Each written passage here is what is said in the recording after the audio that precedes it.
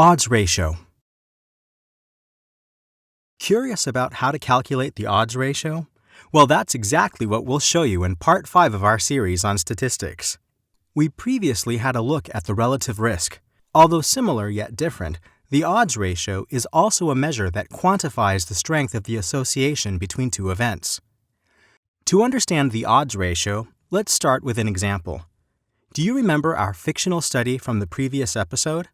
Well, let's enter the values in a table. 100 smokers and 100 non-smokers were monitored.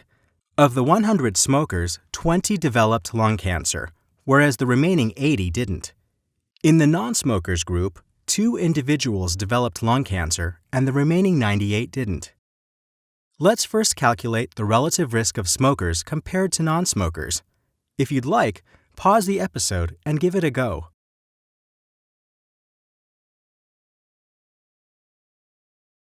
So, what value did you come up with? The relative risk is obtained by dividing the risk of smokers by the risk of non-smokers, that is, 20 divided by 100, which is 20%. The risk of non-smokers is 2 divided by 100, or 2%. So the risk of smokers developing lung cancer is 10 times higher than the risk of non-smokers. Now, let's look at the odds ratio. Calculating the odds ratio is very similar to that of the relative risk. All you have to do is replace the risk value with that of the odds. You divide the odds of smokers by the odds of non-smokers. So how does it look when using actual numbers? You obtain the odds of smokers by dividing the number of diseased individuals, 20, by the number of healthy individuals, 80. This is also applied for non-smokers, which is 2 divided by 98. As we explained in the previous Chalk Talk episode, odds are usually expressed as a decimal or whole number. 20 divided by 80 is 0.25.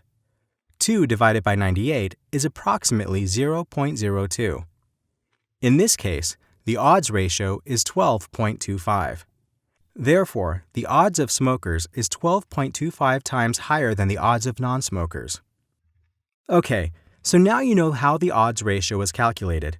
We'd like to now compare the possible range of values for the relative risk and odds ratio. But before we do that, let's quickly recap the range of values for the risk and odds. In the last episode, we showed you that the risk is calculated as a proportion. You divide the number of individuals with the disease by the total number of individuals. A proportion can only be specified as a value between 0 and 1. In contrast, the odds of developing the disease is calculated by dividing the number of individuals without the disease by the number of individuals with the disease. It can assume a value greater than 1. Let's now turn to the range of values for the relative risk and odds ratio. Interestingly, the range of values for both are identical. Both can assume values between 0 and infinity. A relative risk as well as an odds ratio of 1 means that both groups have the same risk or odds of developing the disease. In other words, exposure doesn't influence disease occurrence.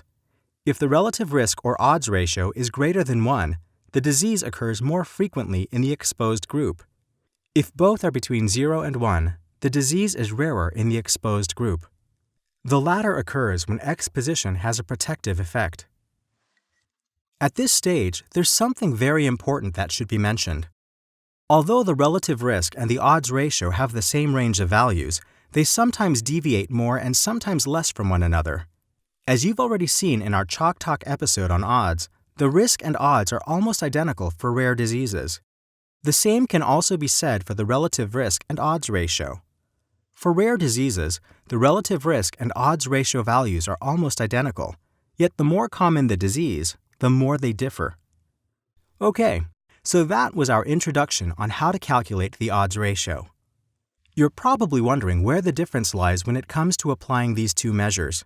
When is the relative risk used and when is the odds ratio used? We'll be discussing this in Part 7 of our series on statistics. Before we do that, we'll show you some tricks used to calculate the odds ratio in Part 6.